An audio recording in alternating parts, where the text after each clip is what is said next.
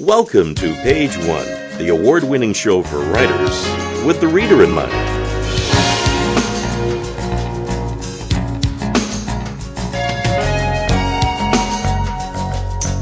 That draws the reader along, just like fiction.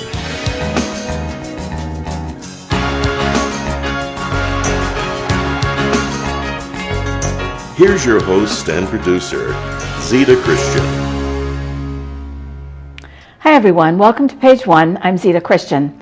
My guest tonight has written a novel that will fascinate readers everywhere, particularly in Connecticut and in those states where gambling casinos were or are or might be coming. My guest is Bob Steele, author of the book The Curse. Welcome, Bob. Thank you. Glad to be here. I'm so glad you could be here. Now, there's a fantastic subtitle to this book: Big Time Gambling's Seduction of a Small New England Town.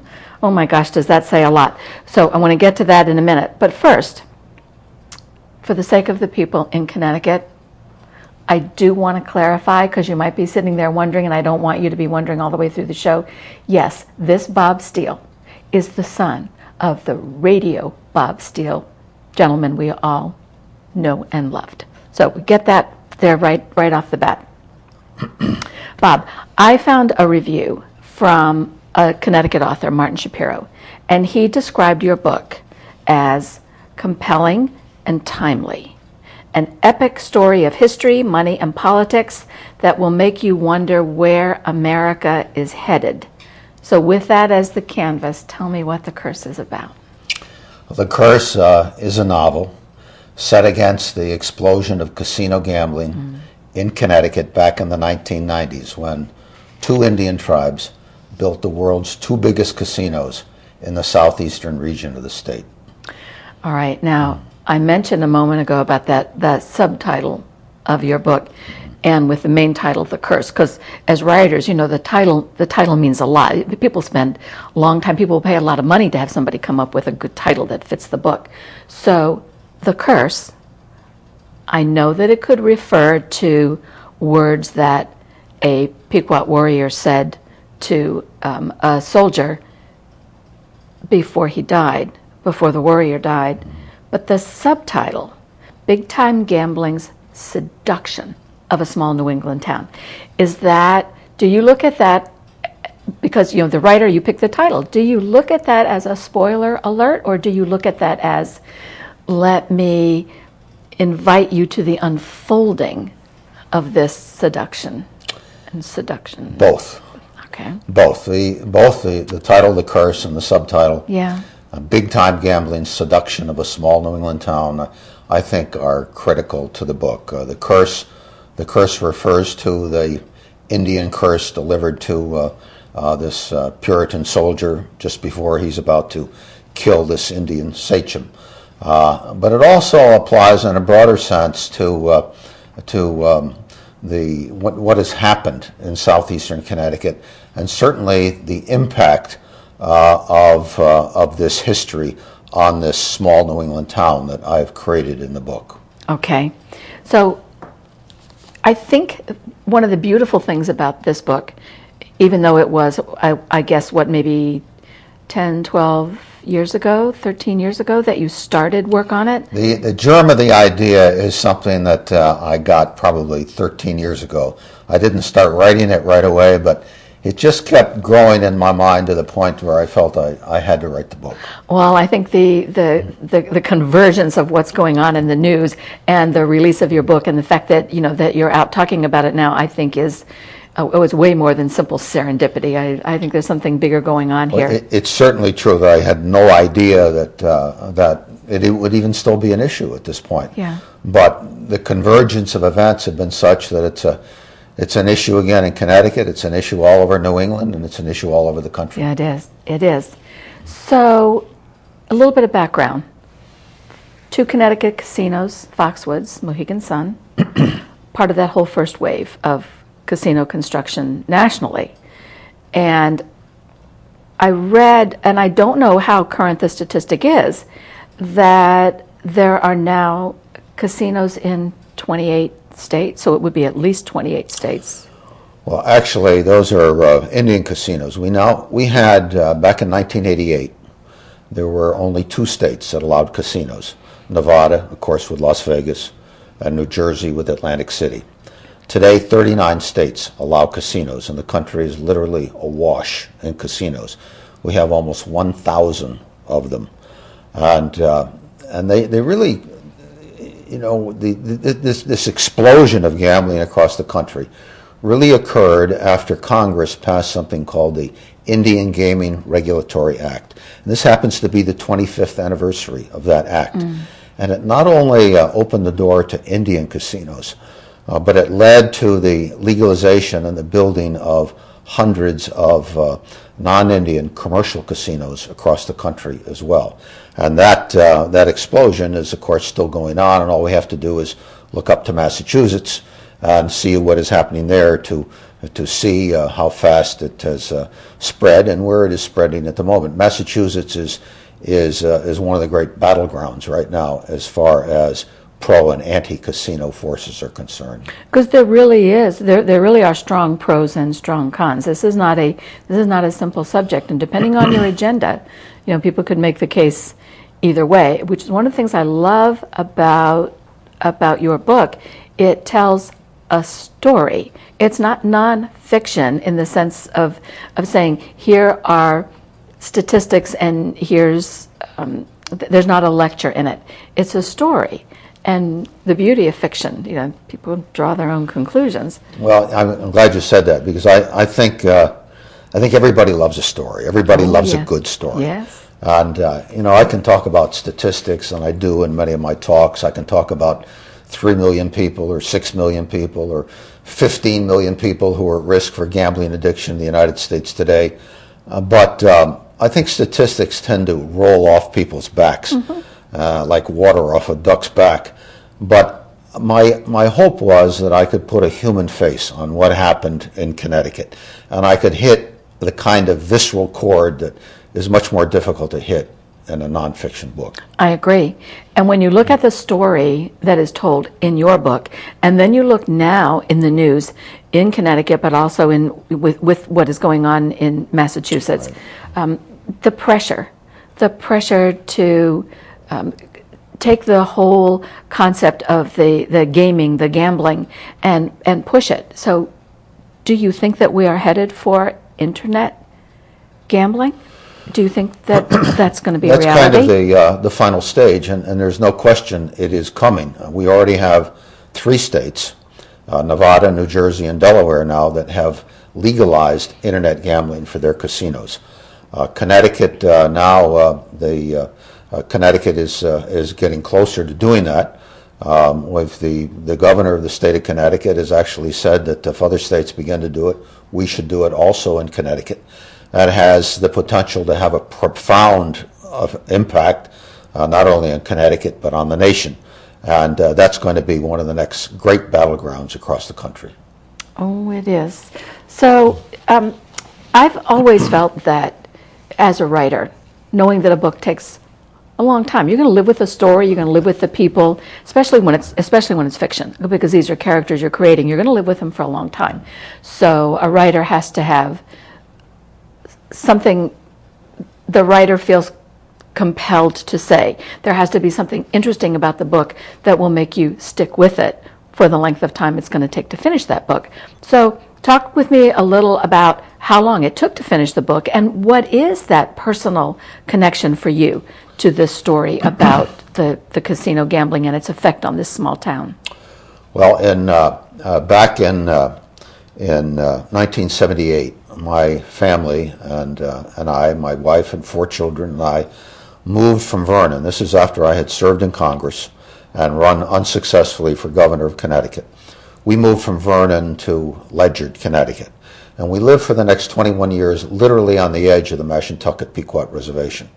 And those 2 experiences, first of all, knowing the political landscape, so to speak, in eastern Connecticut, and then living on the edge of the reservation, gave me the equivalent of a front row seat for watching the political machinations, so to speak, that led to the casinos, and then seeing firsthand their impact. I remember one day, and it was probably 14 years ago, and I was in my backyard in Ledyard, as a matter of fact, and it just kind of hit me. It was obvious, but sometimes things that are obvious aren't so obvious. Yes. But it hit me that I was living through one of the most remarkable stories in the history of New England. The idea that these two tribes, the Mashantucket Pequots and the Mohegans, once mortal enemies, had suddenly reemerged to build the two biggest casinos on the planet in this little rural area of southeastern 8 miles apart. Connecticut, 8 miles apart. Yeah. And first of all, it occurred to me that it would be a remarkable novel if someone could write it right. And I didn't think it would be me. But the whole idea of the past impacting the present is a fascinating theme in itself. And so I started with that, and then I thought, well, if I told the story, or if someone told the story against the factual background of what actually happened to bring these casinos to eastern Connecticut, then I'd have the best of both worlds. I'd have an exciting novel against a remarkable factual background, if I could do it right. And I finally decided that I just had to try. I had to write the story. I had no idea if I could do it well, or if people would be engaged by it, but I've certainly been very pleased that I tried. I'm very pleased that you did too, and I know that all the readers are as well. I wish that I had started reading it earlier than I did. I have not finished it yet, and I know that there is a twist at the end, and I am not going to ask you about it because I'm not going to do it good, because I'm not going to have the no spoiler alerts here for that, and I want to savor that when I get to it. From a writing perspective, because the story covers such a broad scope, I'm always fascinated by where does the writer choose to start, and what you did. Yeah. For this particular story, I thought was really brilliant. You went back to the 1600s, and at first, a person might say, well, that's backstory that really isn't needed. That's way, way, way, way backstory. But it sets a tone, it sets a pattern, it sets it like an energy that never goes away. And now you see it rising in a whole another form. I thought that was brilliant. How much of that background did you know before you started researching the book? Well, I thought I knew a lot, but the more research I did, the more I realized I didn't know anywhere near what I needed to know to write that episode. And you're right, the first chapter is about the Pequot War, the attack on the Pequot Fort in Mystic, Connecticut, the massacre of some 500 Pequot Indians, and the incident in which you've mentioned, where a Pequot sachem hurls a curse at a Puritan soldier. And as the story evolves, that soldier's 13th generation descendant becomes the protagonist in the story as it develops. Now, Bob, was the curse real? Was the curse real? I mean, it certainly fits the story. I don't know that Okay. such a curse was ever hurled, but it certainly is logical that it might have been, and it could very easily have been. And I've had more than one people tell me that they're fascinated by the title, The Curse, because they feel there are true elements of a curse and what has happened in southeastern Connecticut. Well, I think a couple things. Number one, literary license is meant to be used, especially in a novel. I mean, that's the whole point. So, to tell the story.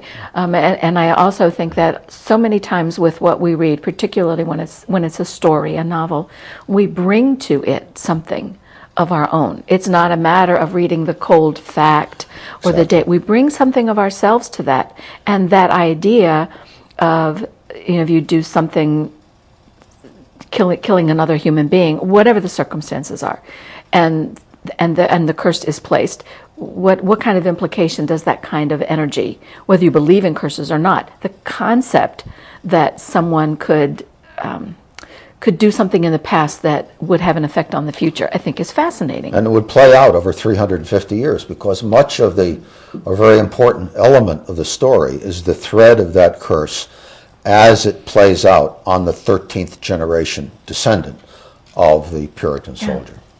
Excellent. So how long did it take before you, let's say, get to that point where you're going to say, okay, I'm ready now to publish? Well, I would say from the original concept, when, as I say, the germ kind of formed in my mind of the book, it probably took me 13 years. But I didn't start writing immediately. The story just grew on me, and then I was employed full-time. I'm not a full-time writer, and it's one thing to get up every morning at 6 o'clock and start working and work all day on your book. I worked at it in drips and drabs. I worked at it on airplanes. I traveled a great deal. I wrote a little bit of the book in China. I wrote some of it in Europe. I wrote some of it in Ledyard. I wrote some of it in Essex, most of it in Essex, actually. And about 2 years ago, I began to see what I thought would be happening now. And I thought to myself, if I'm ever going to finish this book, I should finish it now. And so I really, beginning in 2012, I really started to work hard on the book, and I worked very hard on the book during that year. You know, I'm glad you explained that, because I think sometimes new writers think that, because I've heard it, and I'm sure you have too, people who have said, I'm going to take 2 weeks vacation and write a novel. And I thought, you know, maybe that happens for some lucky people, but for most of us, the idea has to sit in that creative crock pot for a while. And if there is truth involved, there's research involved. And then you also have a life. And, you know, you have to find ways to make everything work and come together. And it's not instant. It's not. It takes a lot of time and a lot of work. Well, that's exactly right. And furthermore, it took time for me to decide that this was really something I wanted to do and could do. Mm-hmm. Those are all elements that go into the decision. So the subject matter, though, then I start wondering, because surely along the way, you know, some people had to have known you were writing this book. Very few. And well, did you get any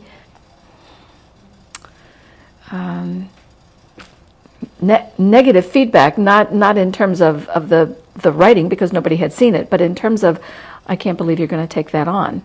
Any warnings, you know, watch your back, anything like that? Well, really, not so much from other people, rather in my own mind. I recognized the delicacy of the topic. And I wanted to be balanced, but at the same time, I wanted to tell the story with the thrust that I thought would make it an interesting story and a cautionary tale. So really, most of those concerns were in my own mind rather than coming from other people. That's good to know. That's good to know. I think about the fact that this is, to my way of thinking anyway, this is a big book. And I don't just mean the physical size of the book and the number of pages, but the impact that this story could have, as I mentioned in the introduction, certainly in Connecticut, Massachusetts, states that have casino gambling, but also those states that are considering it, that thought of, oh, this will be the easy money, the painless way to raise revenue. So because that is such a big subject with implications over generations in terms of what happens to a family and to the land and the town, did you ever have the concept that this was a book that you were destined to write? Well, I don't know if I felt I was destined to write it, but I felt that as the idea developed and as the subject became a bigger and bigger political and social issue in America, I felt it was a story I had to write. Well, I can understand that. And I think, too, that sometimes we are in a place and there's a reason for being there. So you lived in an area. You lived in Ledyard. What advantage was there in writing the book, what advantage was there in living in the place where this story really unfolded? How did that help you write the book? Well, two ways. First of all, as I say, I saw the political maneuverings, which were very complex, that led to the casinos. And secondly, I saw their impact, and I saw their impact on my friends and on my neighbors and on people I knew, both people who were for the casino and thought it was the greatest thing that ever happened, and people who thought it was a disaster for the community. And I was able to borrow elements of both those viewpoints, which are critical, because this is a fight between two different. It's a fight between a casino developer and the tribal chief in this case on the one hand, and the community and this family whose community is threatened. And I had real life examples of people who had gone through this on both sides, and I borrowed a great deal. None of the characters are actually supposed to be or are real characters, but they borrow elements from many different real people. You know, I want to show the audience a picture. I know this is a picture that you took, and I think this is so telling. What are we looking at here? Well, this is the little town of right on the edge of Preston and Ledyard. And this is a small New England town, both small New England towns. This is an area that borders Route 2 that goes through Ledyard down to Preston and into North Stonington. And that road was lined by woods and cornfields. And as you can see here, rising out of this cornfield is this enormous casino complex. This is Foxwoods, over 6 million square feet under roof. For a while, the biggest casino in the world. And you can begin to imagine the impact it would have on your town were it to have been built there. Yeah, you're a little cornfield town. That's amazing. We don't have a lot of time left, Bob, and the couple things I want to be sure to mention. One is the fact that very clearly in your book you love Connecticut. And that comes across so strongly. You portray both sides of things, but your love of the state is very strong. One of the other things from a writer's perspective, this is fiction. And in the back, you have an extensive bibliography, but you also have a timeline.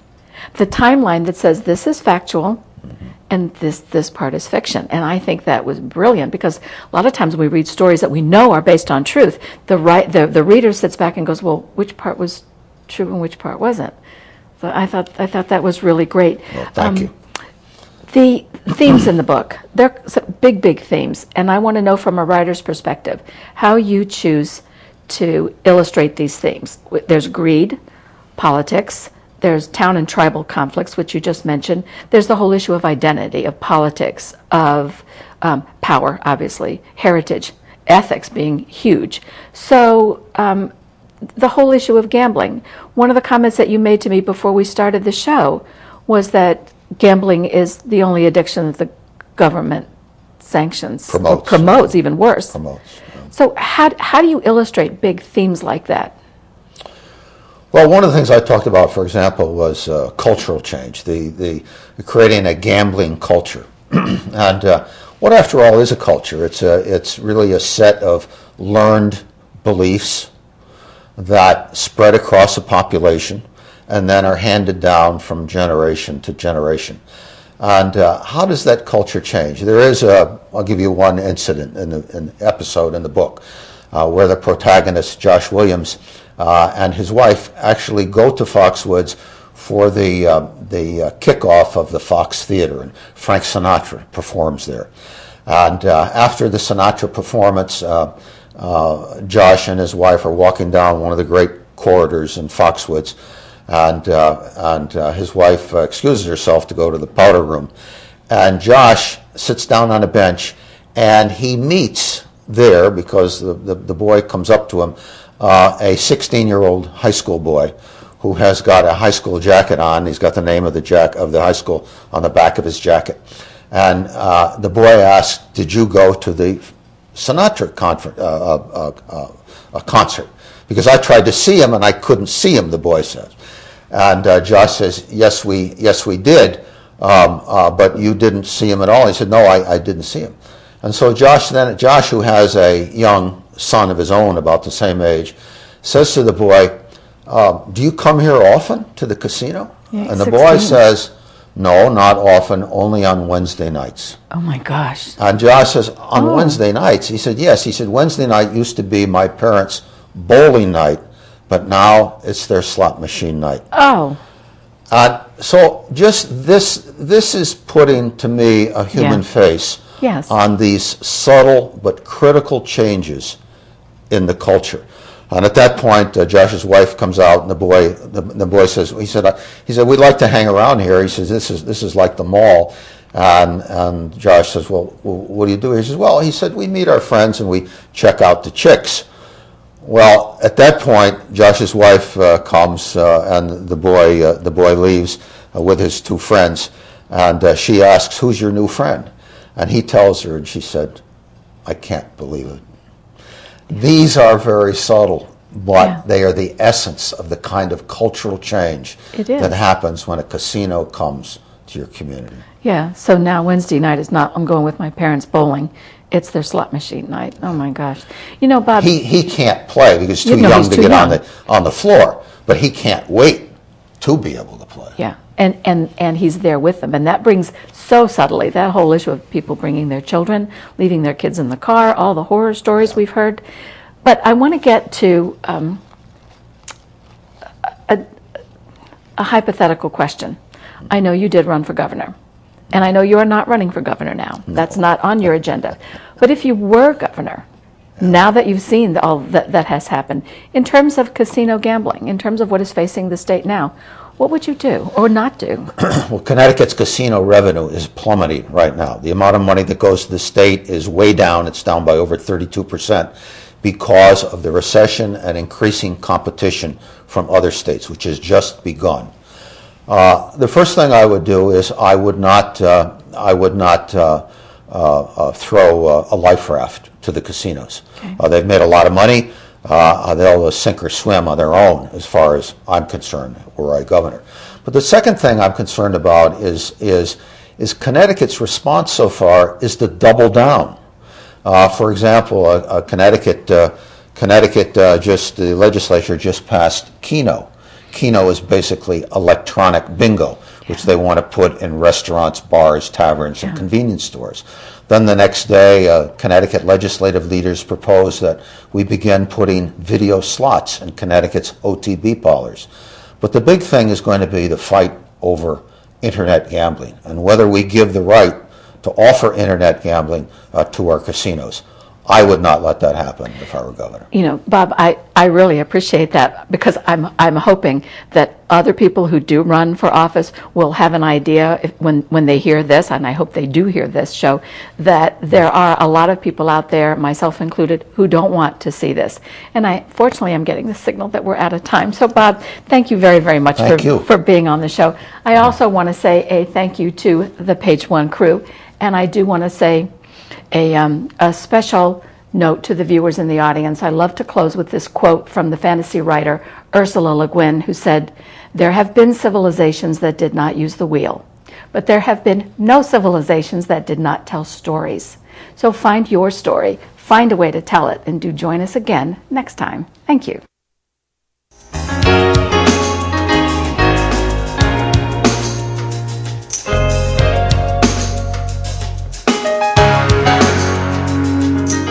Food for the crew and guests is provided by Manchester Grill of Manchester, Connecticut, and Angelo's Restaurant of Glastonbury, Connecticut. We welcome your comments and suggestions. Please email Zita at zitatv.com or write to Zita Christian, Page One TV, P.O. Box 1515, Manchester, Connecticut 06045-1515. You can watch this and other episodes of Page One on youtube.com/Zita3x3.